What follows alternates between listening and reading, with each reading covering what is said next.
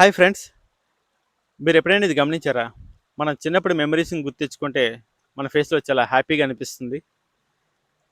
ఈరోజు మనం ఈ టాపిక్ గురించే మాట్లాడుకుందాం.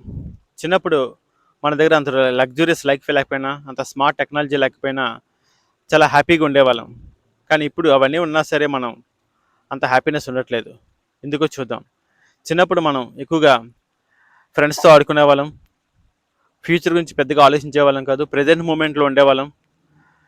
ఫ్యామిలీతో కలిసి భోంచేసేవాళ్ళం. ఫ్యామిలీతో కలిసి టీవీ చూసేవాళ్ళం.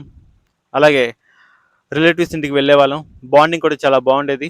కానీ ఇప్పుడు మనం ఎక్కువగా job tension, work tension, office tension, అలాగే ఓవర్ థింకింగ్ చేస్తున్నాం. ఫ్యూచర్ గురించి ఆలోచించి బెటర్గా ఉండాలనేసి పక్క వాళ్ళతో కంపేర్ చేసుకుంటూ ఇంకా బెటర్గా రావాలనేసి మనల్ని మనం స్ట్రెస్ఫుల్ లైఫ్లోకి మెట్టుకుంటున్నాం. మనకి దీనివల్ల మెంటల్ హెల్త్ కూడా చాలా ఇంపాక్ట్ అవుతుంది. సో వీటన్నిటి నుంచి బయటికి రావాలంటే మనం ఫస్ట్ మొదటగా ప్రజెంట్ మూమెంట్లో ఉండాలి. ఓవర్ థింకింగ్ చేయొద్దు. పక్క వాళ్ళతో అస్సలు కంపేర్ చేసుకోవద్దు.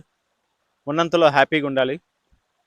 సో చివరిగా చెప్పేది ఏంటంటే, మన చైల్డ్హుడ్ అయితే తిరిగి తీసుకురాకపోవచ్చు, కానీ మన చైల్డ్హుడ్లో ఉన్న ఆ సింప్లిసిటీని, ఇన్నోసెన్స్ని, హ్యాపీనెస్ని మళ్ళీ మనం లైఫ్లో క్రియేట్ చేసుకోవచ్చు.